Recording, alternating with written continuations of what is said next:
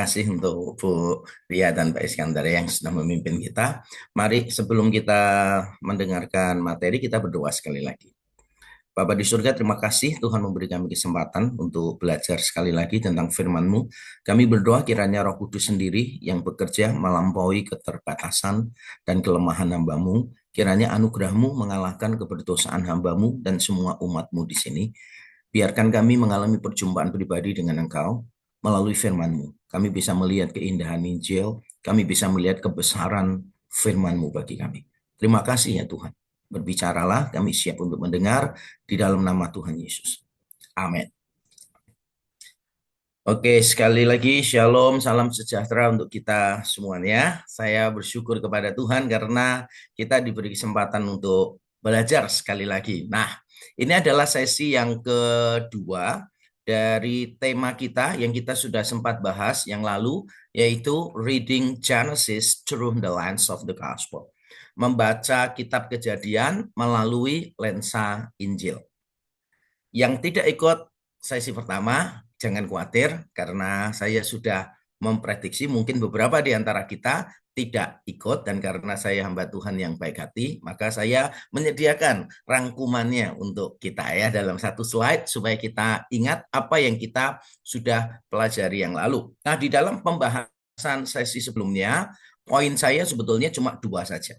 Saya menunjukkan bahwa Yesus Kristus adalah penggenapan ultimat. Jadi ada kata yang penting di sini, penggenapan ultimat dari semua janji maupun perjanjian. Ada beda sedikit antara janji dan perjanjian. Perjanjian itu berarti antara pihak A dan pihak B. Ini biasanya pihak yang lebih besar, yang lebih kuat, yaitu Allah, mengambil inisiatif untuk mengadakan perjanjian dengan pihak yang lebih lemah, yaitu umat Israel atau nenek moyang mereka, Abraham, Ishak, Yakub. Nah, mereka kemudian mengadakan perjanjian untuk membangun sebuah relasi yang khusus, yang di dalamnya ada hak, ada kewajiban, dituntut komitmen, dituntut kesetiaan. Ini namanya perjanjian. Nah, di dalam konteks perjanjian inilah janji-janji Allah diberikan. Pada waktu dua pihak membangun sebuah perjanjian, maka Allah sebagai pihak yang lebih besar memberikan janji-janji. Dan kita, manusia, sebagai pihak yang lebih kecil, kita juga memberikan komitmen-komitmen kepada Allah. Kurang lebih seperti itu bedanya janji dengan perjanjian. Ini saya coba simplifikasi, tapi tidak sampai over simplifikasi. Nah, kita sudah melihat dua poin di dalam konteks perjanjian dan janji-janji yang digenapi ultimat di dalam Kristus. Yang pertama adalah secara umum. Secara umum semua kitab suci mengarah kepada Kristus. Di dalam Lukas 24 ayat 44 misalnya, Yesus mengatakan bahwa semua yang tertulis di dalam kitab Taurat, para nabi, dan kitab Mazmur digenapi di dalam Yesus. Harus digenapi, ada kata harus digenapi di dalam Kristus. Sedangkan kemarin saya sudah jelaskan bahwa kitab Taurat, para nabi, dan Mazmur itu mewakili pembagian kanon Ibrani. Kanon Ibrani itu dibagi menjadi tiga, yaitu sesuai dengan namanya Tanakh, Taurat, Nevi'im, Ketuvim. Jadi Taurat, tulisan para nabi, dan tulisan-tulisan lain, Ketuvim. Nah, di dalam kategori Ketuvim ini, yang paling dominan adalah Mazmur. Sehingga seringkali yang dikutip cuma salah satu perwakilannya saja. Sehingga pada waktu kita membaca Lukas 24 ayat 44 ketika Yesus mengatakan harus digenapi semua yang tertulis dalam kitab Taurat, para nabi, dan kitab Mazmur, maksudnya Yesus adalah seluruh perjanjian lama. Seluruh perjanjian lama harus digenapi di dalam Yesus. Secara khusus saya sudah menjelaskan juga di pertemuan sebelumnya, ketika kita membaca perjanjian lama dan mengaitkannya dengan Injil, maka kita mengaitkannya dengan tujuh jembatan. Tujuh jembatan. Ini diajarkan oleh Timothy Keller, diajarkan oleh Sidney Greidanus, dan beberapa orang lain yang bergerak pada gospel center preaching. Ada tujuh, misalnya janji dan penggenapan. Apakah ada janji di perjanjian lama yang digenapi di dalam Kristus misalnya? Apakah ada janji di perjanjian lama yang digenapi di dalam Kristus? Nanti kita akan lihat bersama-sama. Ternyata ada. Nanti kita akan lihat hari ini. Bahwa janji melalui keturunan Abraham, semua orang akan diberkati, itu digenapi di dalam Yesus. Lalu berikutnya adalah sejarah keselamatan. Sejarah keselamatan berarti dari penciptaan, kemudian kejatuhan ke dalam dosa, penebusan, dan pemulihan segala sesuatu. Bagaimana kita melihat semua teks PL, apapun itu, di dalam terang sejarah keselamatan atau wawasan dunia Kristen ini. Dan kemarin kita sudah melihat salah satu contohnya, yaitu konsep tentang gambar Allah. Konsep gambar Allah sudah muncul di dalam penciptaan, kemudian gambar Allah ini rusak, lalu Yesus datang sebagai gambar Allah yang sempurna untuk menyempurnakan kita. Dan tujuan dari semua karya keselamatan di dalam Roma 8 ayat 29 adalah yaitu kita diserupakan dengan gambaran anaknya.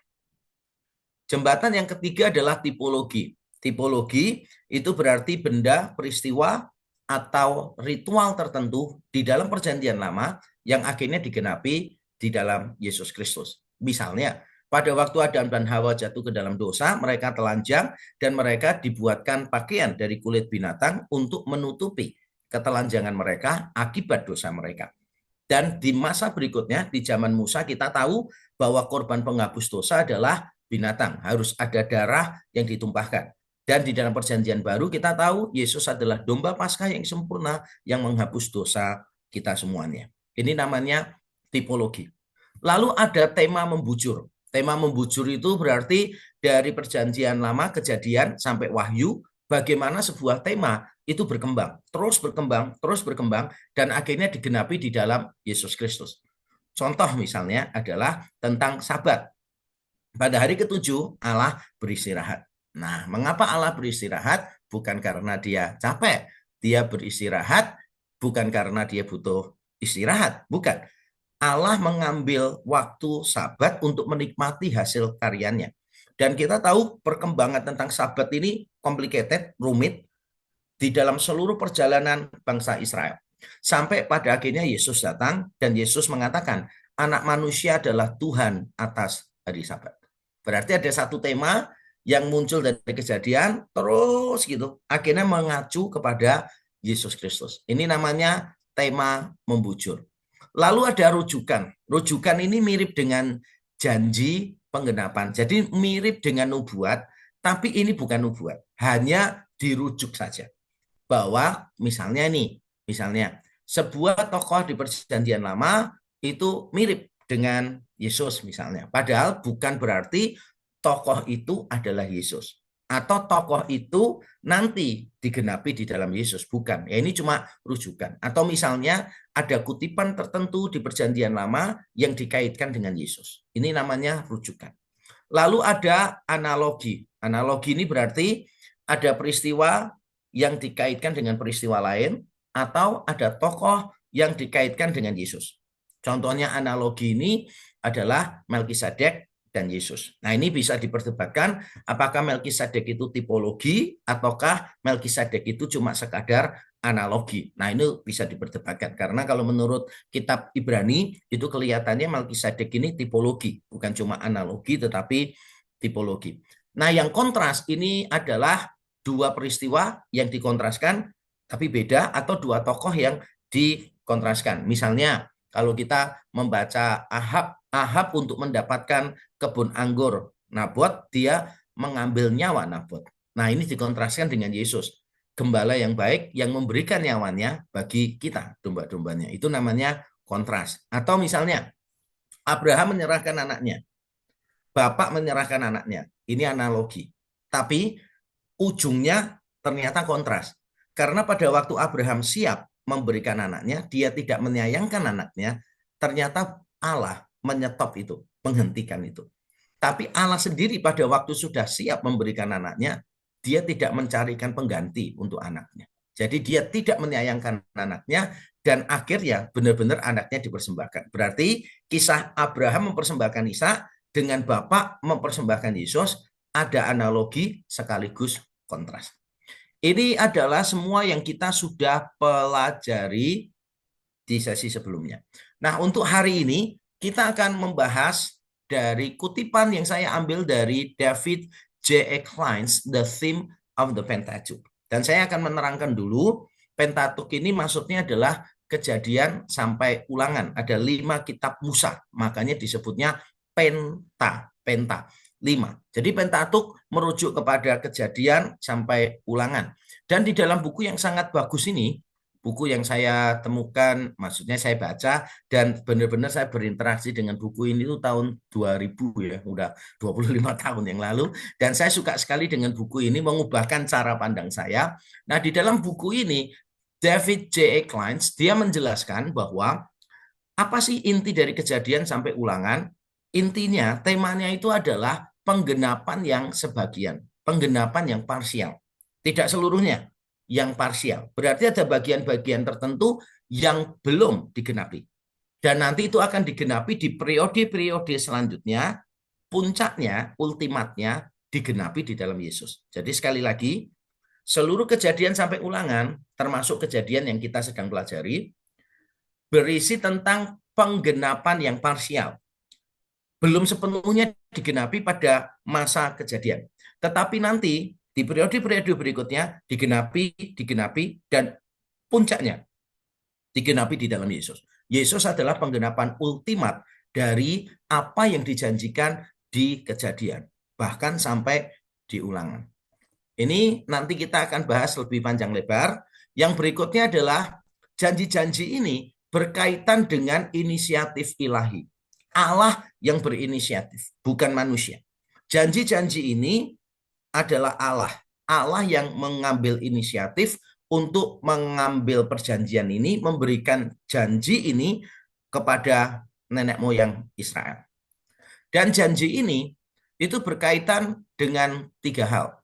Yang pertama itu berkaitan dengan maksud ilahi yang paling awal. Maksud ilahi yang paling awal apa? Penciptaan. Jadi bagaimana penciptaan itu bukan cuma secara deskriptif menggambarkan, tapi penciptaan secara normatif. Jadi sekali lagi, kisah penciptaan itu bukan cuma secara deskriptif menggambarkan sesuatu, tetapi normatif, mengatur. Jadi ini sifatnya bukan cuma menggambarkan, tetapi sebagai norma bagi kita. Nah, nanti kita akan lihat bersama-sama bahwa seluruh kitab suci, terutama kalau kita bahas Kejadian dan nanti dikaitkan dengan Yesus, maka harus dimulainya dari penciptaan memang. Semuanya mulainya dari penciptaan. John Stott dalam salah satu bukunya, saya masih ingat waktu saya mahasiswa S1, wah lama banget dulu, John Stott pernah mengatakan, Alkitab dimulai dengan Adam, bukan dengan Abraham. Oh, kalimatnya sederhana, tapi sampai sekarang saya masih ingat, Alkitab dimulai dengan Adam, bukan dengan Abraham. Dimulai dengan global, yaitu Adam, perwakilan seluruh umat manusia, baru umat pilihan, yaitu yang diwakili oleh Abraham. Dan kalimat John Stott itu mengubahkan cara pandang saya terhadap misi, terhadap penginjilan, terhadap tugas gereja, terhadap fungsi orang Kristen di dalam dunia, dan seterusnya. Kita perlu melihat kisah penciptaan. Dan nanti yang kedua, kita akan melihat 3 elemen di dalam janji-janji Allah, yaitu berkaitan dengan keturunan, berkaitan dengan hubungan, dan berkaitan dengan tanah perjanjian. Jadi ada 3 ini yang nanti akan kita pelajari. Nah, Bapak Ibu Saudara sekalian jangan bingung dulu, ini hanya gambaran umum karena sekarang saya akan menjelaskan masing-masing yang ada di dalam definisi ini atau di dalam penjelasan Kleins ini. Mari sekarang kita lihat dengan cepat penjelasannya masing-masing. Mari kita lihat soroti kalimat penggenapan parsial. Penggenapan parsial. Seperti yang tadi saya sudah sampaikan, bahwa Pentatuk termasuk Kejadian itu berisi tentang janji-janji Allah yang sudah mulai digenapi. Sekali lagi, yang sudah mulai digenapi, tapi belum sepenuhnya digenapi. Misalnya nih, Allah menjanjikan tanah Kanaan, tapi kan belum diberikan kepada Abraham, Ishak, Yakub. Belum diberikan. Tapi apakah Abraham, Ishak, Yakub sudah di Kanaan? Sudah. Apakah mereka punya tanah? Punya, tapi beli. Ingat Abraham ketika Sarah meninggal, dia membeli sebidang tanah. Tapi kan bukan tanah perjanjian, bukan negeri yang luas. Cuma sepenggal tanah saja. kuburan untuk istrinya. Tapi Abraham, Ishak, Yakub sudah sampai di Kanaan. Mereka sudah mencicipi apa yang dijanjikan Tuhan. Hanya saja mereka masih sebagai pendatang, belum pemilik. Belum pemilik. Tapi nanti pada waktu Yosua memimpin bangsa Israel menggantikan Musa, maka apa yang dijanjikan kepada Abraham akhirnya menjadi kenyataan. Jadi pada zaman nenek moyang Israel, pada zaman Abraham, Ishak, Yakub sudah digenapi, sudah. Tapi sudah mulai. Bukan sudah sepenuhnya, tapi sudah mulai digenapi. Semua janji Allah di Kejadian sudah mulai digenapi, tapi belum seluruhnya. Contoh ya, saya kasih contoh yang paling jelas. Abraham akan menjadi bapak banyak bangsa. Apakah sudah digenapi pada waktu Abraham hidup? Tidak, belum digenapi. Tapi apakah Abraham sudah memiliki anak? Sudah. Dia punya Ismail, dia punya Ishak, dan dia juga punya beberapa anak laki-laki perempuan dari istrinya yang ketiga, yaitu Keturah. Abraham pada waktu hidup belum menikmati seluruh janji Allah, tapi sudah mulai menikmati. Kata kunci yang kedua di dalam tema yang tadi diusulkan oleh Kleins adalah inisiatif ilahi. Kalau kita membaca Kejadian, kita akan selalu menemukan Allah selalu mengambil inisiatif. Contoh secara cepat ya. Misalnya pada waktu belum ada apa-apa, maka Allah menciptakan segala sesuatu. Tentu saja ini sudah sangat jelas sekali. Belum ada apa-apa, Allah mengambil inisiatif. Tapi bukan cuma itu. Pada saat Adam sendirian, Adam itu tidak mengeluh kepada Tuhan. Adam tidak nyanyi lagu-lagu melankolis gitu kan, terus nangis gitu, merasa hidupnya itu hampa, kenapa kok dia sendirian aja kan, itu kamu jomblo kan kadang gitu ya, kalau di jalan tol lihat truk gandeng aja bisa nangis katanya, mau truk aja yang kotor gede kayak gitu ada gandengannya, mosok saya nggak ada gandengannya gitu kan, kayak lemah banget gitu kan gitulah. Nah, pada waktu Adam itu sendirian, pada waktu Adam sendirian, Tuhan yang menilai, bukan Adam yang menilai. Tuhan yang berinisiatif menciptakan Hawa, bukan Adam yang minta kepada Tuhan untuk diberikan penolong. Jadi semuanya itu adalah dari Allah inisiatifnya. Lalu pada waktu manusia jatuh ke dalam dosa di Kejadian 3, Adam dan Hawa tidak mencari Allah, tidak mencari pertolongan dari Allah. Mereka lari.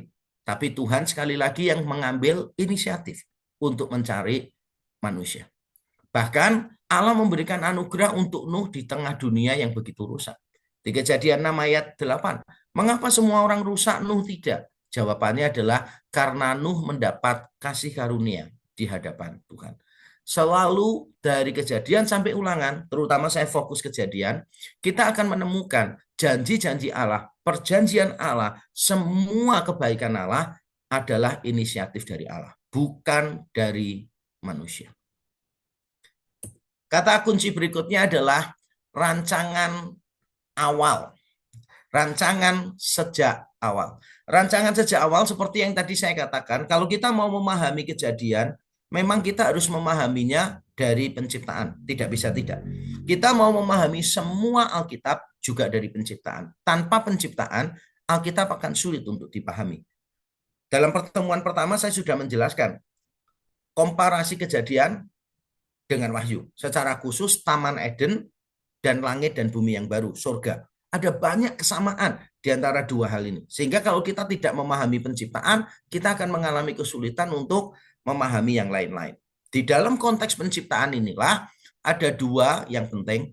Yang pertama, manusia itu sebagai imago Dei untuk menguasai bumi. Tuhan berkata, marilah kita menjadikan manusia menurut gambar dan rupa kita supaya mereka berkuasa atas seluruh bumi. Bagaimana manusia bisa berkuasa atas seluruh bumi? Dijelaskan di pasal 1 ayat 28. Allah berfirman, beranak cuculah. Dengan beranak cucu bisa bertambah banyak. Dengan bertambah banyak bisa memenuhi bumi. Dengan memenuhi bumi bisa menaklukkan bumi, dan terakhir adalah menguasai bumi. Bagaimana manusia bisa menguasai bumi sebagai wakil Allah? Yaitu Allah menciptakan manusia sebagai gambarnya, dan Allah memberi kemampuan kepada manusia untuk bereproduksi. Dan inilah tema yang muncul terus-menerus sepanjang kejadian. Saya memberi contoh 3 saja. Misalnya nih, berkat dan perintah untuk Adam diberikan kepada Nuh juga. Setelah air bah surut, Nuh membuat perjanjian, meneguhkan perjanjian dengan Allah, maka Allah memberi perintah yang sama yang dia berikan kepada Adam. Jadi apa yang diberikan kepada Adam, diberikan kepada Nuh. Seolah-olah Tuhan mau memberitahu kita bahwa setelah air bah adalah new creation, penciptaan yang baru. Lalu mengapa pembuat Menara Babel dihukum oleh Tuhan? Misalnya nih contoh yang kedua. Banyak guru sekolah minggu keliru. Biasanya ngomongnya karena mereka sombong. Mau menciptakan menara yang gede gitu. Yang ujungnya sampai ke langit. Sebetulnya tidak sih. Dosa utama mereka, saya tidak mengatakan mereka itu tidak sombong ya. Mungkin saja mereka sombong. Tapi inti dosa mereka itu bukan sombong. Inti dosa mereka adalah tidak mau terserak ke seluruh bumi. Mereka mengatakan, marilah kita tinggal di sini, membangun menara yang ujungnya sampai ke langit. Dan tujuannya adalah supaya kita tidak terserak ke seluruh bumi. Jelas, maksud dari para pembuat Menara Babel ini bertabrakan dengan Kejadian 1 ayat 26 maupun Kejadian 1 ayat 28. Karena Tuhan sudah memberi perintah bertambah banyak memenuhi bumi sehingga bisa menguasai bumi. Pembuat Menara Babel nggak mau memenuhi bumi. Makanya Tuhan hukum secara ironis. Kamu tidak mau terserak? Oke, boleh. Sekarang aku yang akan membuat kalian terserak. Akhirnya kan bahasanya dikacaukan tuh sama Tuhan. Sehingga mereka pada akhirnya terserak ke seluruh bumi. Itu ironis banget. Kalau dosa mereka kesombongan, mungkin Tuhan akan mendatangkan gempa bumi atau badai yang sangat kuat sekali sehingga pada akhirnya menaranya roboh. Tapi bukan itu yang Tuhan lakukan. Yang Tuhan lakukan adalah menyerahkan mereka ke seluruh bumi. Karena dosa utama mereka memang tidak mau terserak, tidak mau memenuhi bumi, tidak mau menguasai bumi. Misalnya lagi nih contoh ya, bahwa janji bahwa manusia akan diberi keturunan yang banyak akhirnya mengerucut pada Abraham. Abraham dijanjikan menjadi bangsa yang besar dan melalui keturunan Abraham semua bangsa akan mendapat berkat. Kejadian 12. Waktu Abraham dipanggil, Tuhan memberikan janji, melalui keturunanmu semua bangsa akan mendapat berkat. Nanti saya akan jelaskan di akhir materi ini bahwa keturunan Abraham adalah Yesus Kristus. Tetapi penggenapan parsialnya sudah ada kok. Misalnya Yusuf. Yusuf ini keturunan Abraham. Abraham, Ishak, Yakub, lalu Yusuf. Dan kita tahu bagaimana Yusuf menjadi berkat bagi semua bangsa. Kalau Allah tidak memakai Yusuf, semua bangsa mati. Termasuk bangsa Israel mati. Nah kalau semua bangsa Israel, semua bangsa mati karena kelaparan yang hebat selama 7 tahun, maka janji Allah kepada Abraham tidak bisa digenapi. Karena semua keturunan Abraham mati juga.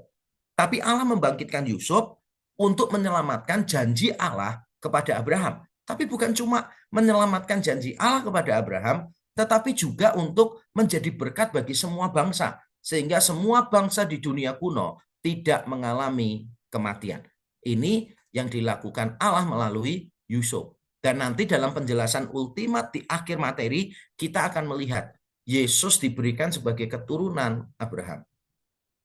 Dan sama seperti Yusuf keturunan Abraham dipakai untuk menyelamatkan semua bangsa, demikian pula dengan Yesus. Keturunan Abraham yang ultimat, yang akhirnya menyelamatkan semua orang pilihan dari berbagai macam suku, bangsa, dan bahasa. Kata kunci berikutnya, yaitu 3 elemen janji Allah. Ini yang nanti kita akan bahas secara lebih detail. Nanti berturut-turut saya akan menjelaskan bahwa janji Allah di dalam Kejadian sampai Ulangan, terutama di Kejadian, berkaitan dengan 3 tema ini. Keturunan, hubungan, dan tanah perjanjian. Dan langsung saja untuk menghemat waktu, supaya kita punya waktu lebih banyak untuk Q&A, kita akan langsung lihat masing-masing elemennya ini. Pertama adalah keturunan, dari sisi keturunan. Kalau kita membaca Pentatuk maupun Kejadian, ini banyak sekali ayat di Kejadian yang saya tuliskan di sini. Allah ketika memanggil nenek moyang para patriark, Allah selalu mengulang-ulang. Allah akan membuat mereka menjadi bangsa yang besar. Keturunan mereka akan banyak sekali. Inilah janji Allah yang diulang-ulang terus. Dan menariknya, kalau kita membaca kitab Kejadian dengan teliti, maka kita akan menemukan berbagai macam ancaman terhadap janji keturunan. Misalnya apa ya? Banyak istri patriarki itu mandul. Abraham punya istri Sarah, Sarah mandul, benar ya? Ishak punya istri Ribka, Ribka juga mandul. Yakub punya dua istri, dua gundek, salah satu istrinya yaitu Rachel juga mandul. Walaupun pada akhirnya bisa punya dua anak laki-laki, Yusuf dan Benyamin. Kemandulan itu menjadi masalah dan Allah mengatasi masalah ini. Bayangkan seandainya Allah tidak mengatasi kemandulan, maka janji Allah tidak bisa digenapi. Berikutnya ancamannya adalah perseteruan antar saudara. Kita sudah langsung bisa lihat di Kejadian 4, Kain membunuh Habil. Lalu Yusuf dan saudara-saudaranya. Saudara-saudaranya pertama-tama berencana untuk membunuh Yusuf. Lalu upayanya digagalkan oleh Ruben dan nanti Yehuda memberikan usulan supaya Yusuf dijual ke pedagang-pedagang asing. Orang-orang Ismail, orang-orang Midian itu. Ada ancaman pembunuhan, ada sibling rivalry. Ishak mau Esau mau membunuh Yakub. Setelah Yakub menipu dia, menipu ayahnya, mendapatkan hak kesulungan, maka Esau hendak membunuh Yakub. Bisa membayangkan seandainya rencana itu berhasil, maka janji Allah gagal. Tapi Allah nggak mau itu terjadi. Ancaman berikutnya adalah kelaparan. Kelaparan terjadi hampir di setiap periode. Abraham mengalami kelaparan, Ishak mengalami kelaparan, Yakub mengalami kelaparan. Bisa dibayangkan seandainya kelaparan ini begitu besar dan lama dan semuanya mati, maka janji Allah tidak bisa digenapi. Dan kita bersyukur ya, Allah itu setia terus terhadap janjinya. Berikutnya adalah ancaman perampasan atau penambahan istri. Sarah diambil oleh penguasa asing. Ribka diambil oleh penguasa asing. Jadi hampir setiap istri patriark itu diambil oleh penguasa. Bayangkan seandainya istri-istri ini diambil. Janji Tuhan nggak bisa digenapi. Makanya Allah berintervensi memastikan bahwa janjinya digenapi. Ini berkaitan janji yang pertama, yaitu tentang keturunan. Dan sekarang mari kita lihat janji tentang hubungan. Tentang hubungan. Janji tentang hubungan ini banyak sekali di dalam kitab Kejadian. Saya ambil beberapa saja ya. Misalnya beberapa tokoh disebut hidupnya itu bergaul dengan Allah. Misalnya Henokh di pasal 5, Nuh di pasal 6. Ini menunjukkan apa? Hubungan, relasi. Lalu tema perjanjian muncul berkali-kali. Saya ketik kata perjanjian. Saya enter. Di Kejadian muncul berkali-kali. Allah membuat perjanjian dengan Abraham, dengan Nuh, dan seterusnya. Kata perjanjian itu berbicara tentang apa? Tentang hubungan. Tentang dua pihak yang sama-sama berkomitmen untuk membangun sebuah hubungan. Dan yang menarik menurut saya adalah ini. Hukuman atas dosa itu pengusiran di kitab Kejadian. Adam dan Hawa jatuh dalam dosa, hukumannya diusir dari Taman Eden. Diusir ke sebelah timur. Lalu Kain pada waktu dihukum oleh Tuhan, diusir juga dari hadapan Tuhan. Diusirnya kemana? Ke daerah timur juga. Ke daerah timur juga. Dan para pembuat menara Babel yang melawan Allah, mereka membuat menaranya di mana? Mereka itu membuatnya di timur. Jadi mereka semakin ke timur, melambangkan mereka semakin jauh dari Taman Eden. Melambangkan mereka semakin jauh dari persekutuan yang sempurna dengan Allah. Hukuman atas dosa di kitab Kejadian itu adalah pengusiran.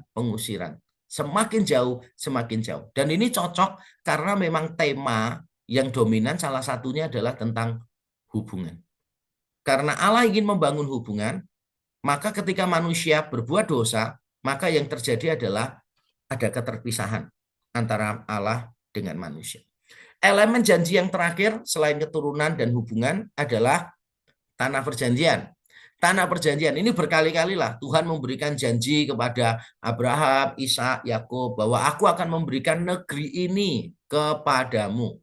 Bahkan yang menarik di pasal yang ke-15 Tuhan itu sudah memberikan janji yang sifatnya itu jauh ke depan, 4 keturunan ke depan.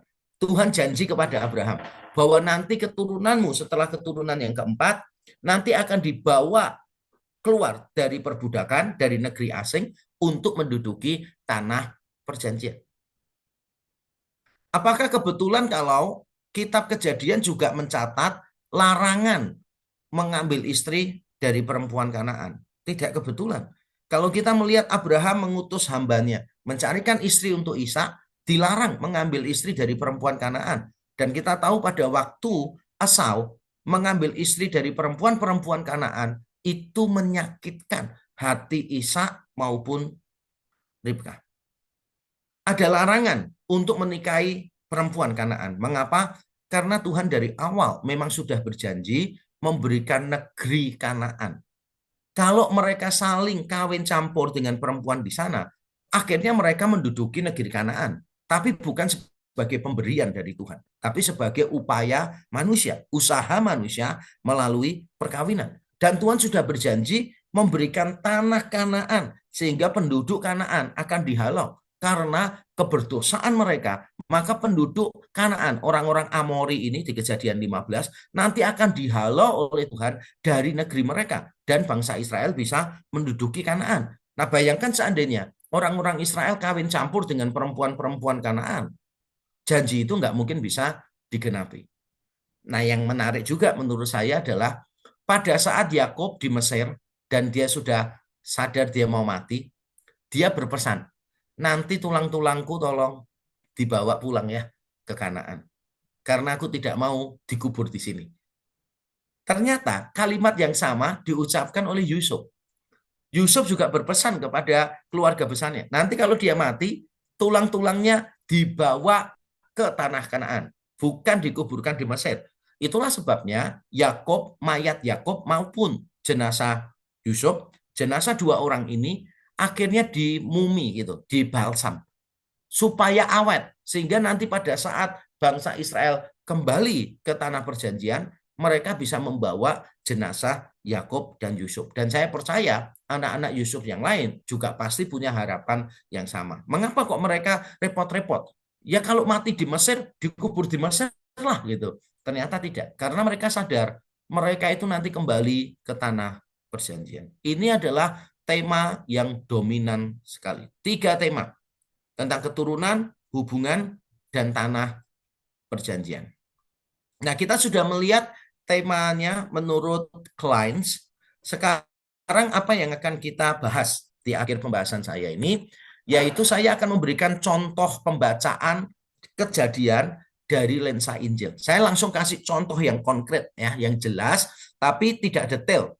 Konkret jelas tapi tidak detail. Sebab kalau detail saya butuh mungkin 3 kali pertemuan lagi untuk membahas ini dan saya tidak mau melakukan itu, nanti terlalu rumit ya, terlalu akademis. Jadi saya akan memberikan secara singkat tapi cukup jelas. Jadi ini contohnya konkret, yaitu tentang perseteruan antara keturunan ular dan keturunan perempuan. Kita tahu pada waktu Adam dan Hawa jatuh ke dalam dosa di Kejadian pasal yang ketiga, maka Tuhan memberikan janji akan ada perseteruan antara keturunan ular, keturunan perempuan, lalu keturunan perempuan akan menghancurkan kepala ular dan ular akan menggigit tumitnya. Ada janji Tuhan membangkitkan keturunan perempuan yang akan meremukkan kepala ular. Sekarang mari kita lihat janji itu digenapi secara progresif, secara parsial di Kejadian. Dan nanti saya akan langsung kaitkan dengan Yesus Kristus dengan cara yang singkat sekali. Mari kita lihat. Ketika Tuhan memberikan janji bahwa Dia akan memberikan seorang keturunan, perhatikan ya, keturunan perempuan, ini merupakan anugerah Allah. Mengapa saya katakan ini merupakan anugerah Allah? Ya karena janji ini diberikan di tengah ucapan penghukuman. Kejadian 3 itu manusia jatuh dalam dosa. Dan Tuhan memberikan penghukuman kepada ular sebagai wakilnya atau representasi iblis, kemudian perempuan, dan terakhir Adam. Di tengah ucapan penghukuman, justru ada janji. Ini ya yang menarik. Tuhan itu surprising memang. Tuhan itu selalu kreatif. Anugerahnya itu mengalahkan keberdosaan kita. Ya karena ini gitu. Kemudian diberikannya walau manusia itu tidak menunjukkan penyesalan. Waktu Adam dan Hawa jatuh dalam dosa, apakah mereka minta tolong Tuhan? Tidak. Apakah mereka mengakui dosa mereka? Tidak. Bahkan Adam menyalahkan Tuhan. Di tengah manusia yang jatuh dalam dosa dan tidak mau mengakui dosanya, Tuhan tetap memberikan janjinya. Kemudian di pasal 3 ayat 20 ini juga menarik. Hawa itu justru menjadi ibu dari segala yang hidup. Adam menamai istrinya Hawa, ibu dari segala yang hidup. Wah, luar biasa ya. Padahal seharusnya mereka makan buah itu mati. Harusnya mati rohani, mati jasmani. Tapi tidak. Mati jasmaninya tertunda. Ditunda oleh Tuhan. Dan bukan cuma ditunda. Tapi Hawa memang diberi kehidupan. Supaya Hawa bisa melahirkan keturunan perempuan yang akan menghancurkan kepala ular. Itu maksudnya Tuhan. Jadi Adam dan Hawa tidak langsung mati, karena kalau Adam dan Hawa langsung mati, maka janji Tuhan di Kejadian 1 tidak bisa digenapi. Bumi tidak bisa dipenuhi oleh manusia. Nah, tentu saja kalau Adam dan Hawa mati, Tuhan masih bisa juga ciptakan manusia yang lain. Tapi di dalam konteks ceritanya, kita bisa melihat tidak seperti itu. Tidak seperti itu, bahwa ketika Adam dan Hawa jatuh dalam dosa, mereka mengalami kematian fisik nanti. Kematian rohani langsung. Mereka terpisah dari Allah, mengalami ketakutan, dan seterusnya. Tapi kematian jasmaninya belakangan. Kenapa? Karena Tuhan masih mau memakai Hawa untuk melahirkan seorang keturunan perempuan yang akan menghancurkan kepala ular. Dan ini akhirnya di sepanjang kitab Kejadian kita melihat drama. Oh, kalau saya bilang itu drama. Drama perseteruan dua macam keturunan ini. Perseteruan antara keturunan ular dan keturunan perempuan. Di sepanjang kitab suci. Di sepanjang Kejadian. Tapi saya tidak mau membahas terlalu detail ke sana. Saya hanya akan ambil contoh di awal-awal saja. Supaya kita bisa memahami dengan lebih baik. Misalnya lihat Kain misalnya. Kain di Kejadian pasal 4, kalau kita baca kitab Kejadian dengan teliti, harusnya kita melihat Kain ini sebagai keturunan ular. Kenapa? Kita melihatnya sebagai keturunan ular, ada dua alasan. Satu dari konteks Kejadian, yang kedua dari kutipan Perjanjian Baru. Dan mari kita sekarang lihat dari konteks Kejadian. Sadarkah kita bahwa di Kejadian pasal 3 akan ada perseteruan antara keturunan ular dan keturunan perempuan. Dan di pasal yang keempat ada Kain yang membunuh Habil. Kesimpulannya apa?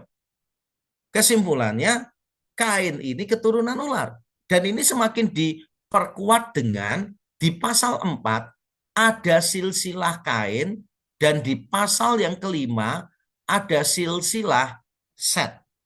Jadi ini Kain, kemudian pasal 5 ada silsilah Set, lalu Enos, dan seterusnya. Nah, yang menurut saya menarik adalah walaupun di pasal 5 itu silsilah Set dan Enos, tapi kalau kita baca di Kejadian pasal 5, dimulainya dari Adam loh. Adam memperanakkan anak laki-laki, dan ia menamai anak itu Set. Seolah-olah Kainnya itu ditiadakan di pasal 5. Padahal Kain kan keturunan Adam. Tapi seolah-olah di skip gitu. Kenapa? Ya karena memang dua silsilah di Kejadian 4 dan 5 itu bicara tentang dua keturunan yang berbeda. Satu keturunan ular, satu keturunan perempuan. Berarti keturunan perempuan ini seharusnya Habil, tapi waktu dibunuh, Tuhan membangkitkan keturunan perempuan yang lain, yaitu Set, sebagai pengganti Habel. Nah, nanti ya kalau sudah selesai, silakan dibaca Kejadian pasal 4. Menurut saya menarik. Kain membunuh Habel. Lalu Hawa punya anak lagi, namanya Set. Pada waktu Hawa punya anak namanya Set, Kain ini sudah diusir dari hadapan Tuhan. Berarti Hawa tidak punya anak sebetulnya. Habel mati, Kain diusir pergi oleh Tuhan. Tapi pada waktu Hawa punya anak Set, dia berkata begini, Tuhan telah memberikan keturunan ini sebagai pengganti Habel. Bukan pengganti Kain dan Habel. Tapi Hawa secara khusus menyebut Set sebagai pengganti Habel. Dan yang lebih menarik lagi, di akhir pasal yang keempat, setelah disebutkan Hawa punya anak Set, Set memperanakkan Enos. Lalu ada keterangan. Keterangannya begini. Sejak zaman Enos, orang mulai beribadah kepada Tuhan. Sejak zaman Enos, orang mulai beribadah kepada Tuhan. Huruf besar semua. Tuhan. Berarti kesimpulannya, sebelum zaman Enos, orang-orang tidak beribadah kepada Tuhan. Keturunan Kain yang ada di awal-awal pasal 4 adalah keturunan ular. Baru Tuhan memberikan keturunan perempuan. Habel diganti Set, Set melahirkan Enos. Dan dari Enos munculnya silsilah di pasal yang kelima. Kalau penjelasan dari konteks ini mungkin sedikit membingungkan, gitu. Kita langsung baca dari 1 Yohanes 3 ayat 12 saja, paling gampang. Karena di situ dikatakan demikian, bukan seperti Kain yang berasal dari si jahat. Perhatikan ya, Kain itu bukan cuma jahat. Dia berasal dari si jahat, dari iblis, dan yang membunuh adiknya. Perhatikan, dan apakah sebabnya ia membunuhnya? Sebab segala perbuatannya. Jamak, segala perbuatannya jahat. Dulu waktu saya jadi anak sekolah minggu, saya tuh diajarinya keliru oleh guru-guru sekolah minggu ya.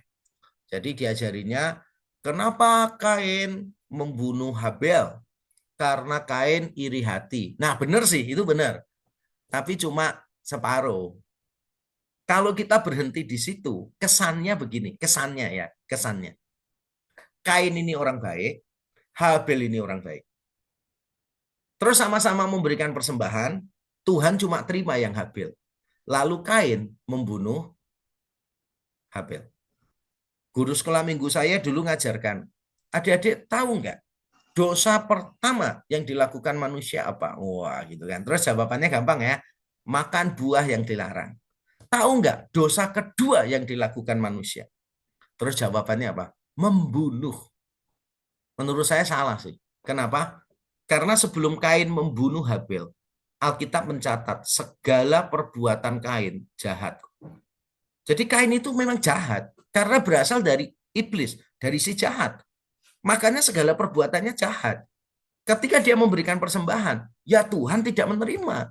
Makanya kan di Kejadian 4 dituliskan, Tuhan melihat persembahan Habel. Tuhan melihat Habel dan persembahannya. Jadi Tuhan itu melihat yang mempersembahkan dan Tuhan melihat yang dipersembahkan. Karena Tuhan melihat yang mempersembahkan, yaitu orangnya, maka Tuhan menolak persembahan Kain. Kenapa? Ya Kain ini jadi si jahat. Perbuatan-perbuatannya jahat. Jadi jangan mengarang-arang ya. Guru-guru sekolah minggu dulu tuh sukanya mengarang-arang ya. Mungkin karena buku panduannya. Mengapa Kain ditolak? Karena persembahannya tidak mengandung darah. Ya udah, maksud saya Kain ini kan petani ya. Petani kan mempersembahkan sayur nih.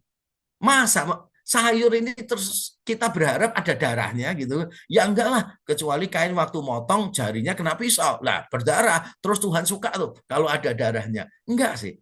Karena memang korban itu tidak selalu harus ada darah. Ini kan konteksnya persembahan, bukan penebus dosa loh. Bukan korban penghapus dosa. Ini persembahan biasa. Dan di dalam Alkitab, persembahan itu bisa berupa air, buah, sayur, maupun daging. Inti dosa Kain itu bukan karena tidak mengandung darah korbannya. Enggak sih, bukan itu. Ada lagi yang ngomong, karena sayur maka pada waktu dibakar baunya kurang harum. Kalau daging dibakar harum, makanya Tuhan lebih suka persembahan Habel daripada Kain. Ngawur ya, bukan itu. Alkitab memberi penjelasan, mengapa Tuhan tidak menerima Kain? Ya karena Kain itu berasal dari ular. Dia jahat dari awalnya. Ketika dia membunuh adiknya, itu bukan dosa pertama yang dilakukan Kain. Kain memang dari sononya, keturunan ular. Nah yang terakhir, sekarang kalau keturunan perempuan itu siapa dong? Keturunan perempuan kan berarti Habel, Set, Enos, Nuh, Abraham, Ishak, Yakub, Yehuda, Daud, dan yang terakhir Yesus Kristus. Ini dia slide terakhir kita. Jadi Yesus Kristus itu ditampilkan sebagai keturunan Abraham. Saya bacakan Galatia 3 ayat yang ke-19. Kalau demikian apakah maksudnya hukum Taurat? Hukum Taurat ditambahkan oleh karena pelanggaran-pelanggaran sampai datang keturunan yang dimaksud oleh janji itu. Sampai datang keturunan yang dimaksud oleh janji itu, yaitu keturunan Abraham. Karena di pasal yang sama Galatia 3 ayat 16, 3 ayat di atasnya dikatakan, adapun kepada Abraham diucapkan segala janji itu dan kepada keturunannya. Tidak dikatakan kepada keturunan-keturunannya seolah-olah dimaksud banyak orang, tetapi hanya satu orang. Dan kepada keturunanmu yang dimaksud adalah Kristus. Berarti ketika kita mencoba untuk mencari rentetan keturunan perempuan tadi dari Abraham, dari Adam, Set, Enos, Nuh, Abraham, Ishak, Yakub, Yehuda. Nanti baca saja di Kejadian pasal 49, yang menerima hak kesulungan adalah Yehuda. Lalu dari Yehuda muncul Daud. Itulah sebabnya Yesus disebut sebagai singa dari Yehuda, tunas Daud. Dan dari Daud muncul Yesus Kristus. Sehingga Yesus Kristus inilah penggenapan ultimat dari keturunan perempuan yang akan menghancurkan kepala ular. Dan apakah kebetulan kalau Alkitab menyebut iblis sebagai ular tua yang dikalahkan, dihancurkan oleh Kristus. Ini semua memberi gambaran kepada kita betapa indahnya drama keselamatan kita. Alkitab itu bukan cuma berisi doktrin-doktrin saja, tapi berisi cerita yang indah, yang mengandung doktrin-doktrin yang indah. Kita kan biasanya itu kecenderungannya dua ya. Kita cenderungnya cuma cerita, membaca cerita tapi tanpa tahu doktrin di dalamnya. Atau berikutnya, kita cuma tahu doktrin-doktrin sehingga ketika membaca cerita-cerita Alkitab, kita tidak menemukan keindahan dari cerita-cerita tadi. Harapan saya, kiranya Tuhan membuka mata kita sehingga kita bisa melihat keindahan doktrin melalui keindahan cerita. Drama kitab suci, kalau boleh saya menggunakan judul sebuah buku gitu kan, The Drama of Scripture. Inilah yang saya harapkan kita bisa menangkap dan mengagumi karya Allah yang luar biasa. Allah setia kepada janjinya dan dia secara progresif, secara parsial, tetapi pasti menggenapi janjinya. Allah tidak membiarkan janjinya gagal dalam hidup kita. Sampai di sini penjelasan dari saya serahkan kepada Pak Iskandar ya. Terima kasih. Ya.